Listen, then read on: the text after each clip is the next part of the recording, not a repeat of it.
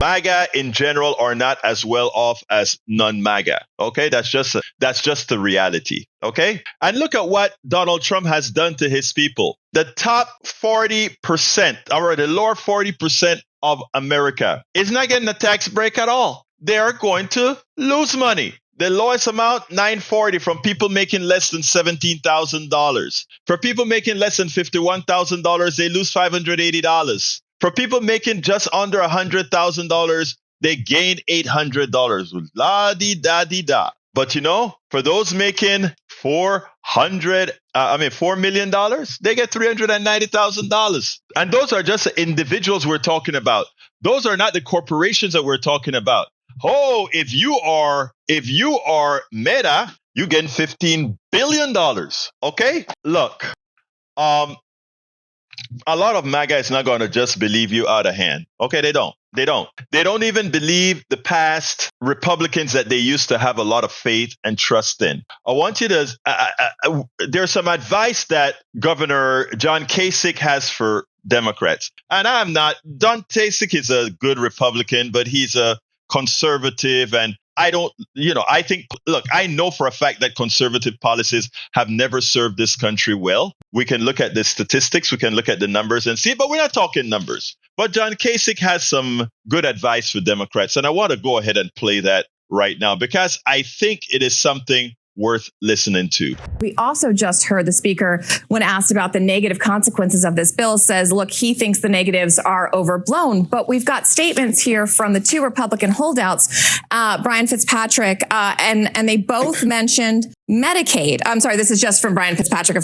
a Republican from Pennsylvania. But one thing he hammers home is it was the Medicaid amendments because he wants to look out for his constituents and he wants to strengthen Medicaid protections. According to census data, Republicans represent more than half of the lowest income House districts. So how is this bill not going to adversely impact the people who voted them into office? Well, Christine, what the Democrats have done pretty successfully, I looked at the polling before this was even voted on, and it was not being viewed very positively. And I think the Democrats have defined this as a bill that takes away people's health care.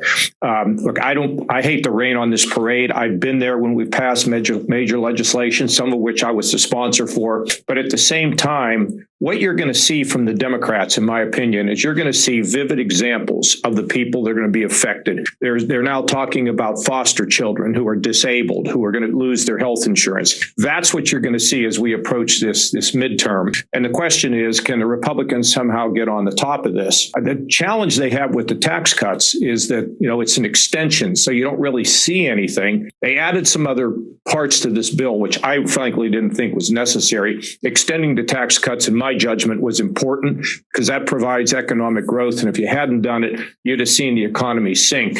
But I have to tell you that this issue is going to be about health care. The Democrats will use this in a very personal way. They will be very specific. They're not going to talk about lots of numbers. They're going to give examples of people and families that are going to be affected here. And finally, the Committee for a Responsible Budget, which is made up of a lot of retired Republican and Democrats who are really involved in fiscal matters, have blasted this bill because of the enormous increase to the national debt. And we don't have time for an economics lesson, but what I can tell you is if national debt doesn't get addressed soon, we are all going to pay a significant price, and you're going to see more and more focus on the consequences of what happens when you keep bringing up bills and you can't pay those bills. Just wait and see. So now, so that's the deal. Now, Uju has an interesting. Well, before I go to Uju, I want to go ahead and make sure and discount something that he said.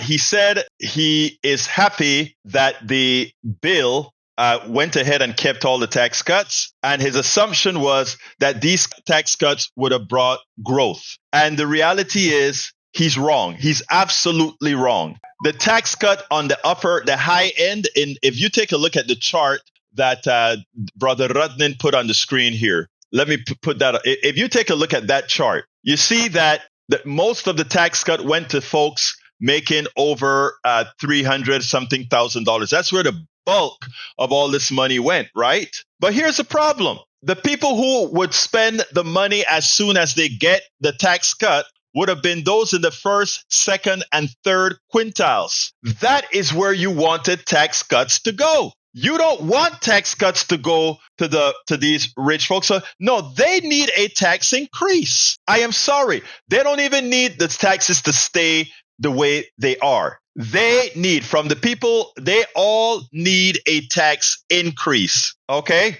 And if you want to see the economy take off, what you do is you give the poor people, the working class people, the middle class people more money in their pockets. And what happens? They buy more pizzas. They buy another car. They buy clothes. You give that money to wealthy people. There's nothing that they need. So there's no extra spending that occurs from that to make the economy move. So then what they say, they're going to invest. Invest in what? If the middle class and the working class isn't spending more, there's absolutely no reason for the wealthy who gets a tax cut to invest. The fallacy of supply side economics is based on the people who believe in it learning how to be, and I say this with respect, stupid. Again, if you want investment to build factories,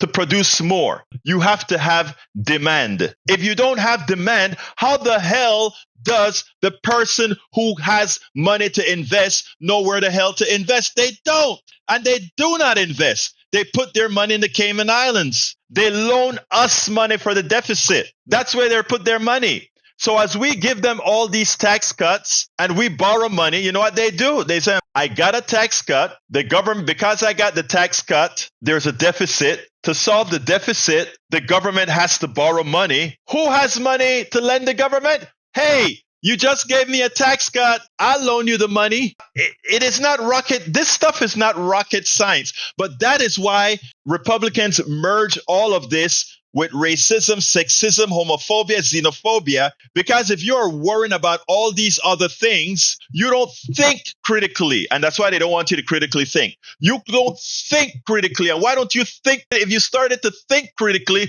you'd say, wait a minute. We got to create demand first. We got to put money in these people's pocket so that they'll go buy that extra shirt. If they buy that extra shirt, oh, hey, China, I need to import some more shirts. It is not rocket science.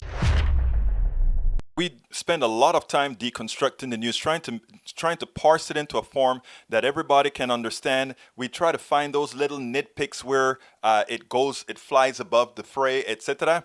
If you really like these videos that we do, I want to ask a big favor. Please go ahead. Number one, subscribe to our channel. And number two, please join if you can. Thank you so kindly for watching. Keep watching. Please remember to share. We must populate the entire internet with our progressive message, a message that we know is what most Americans say that they want. So help us, please join.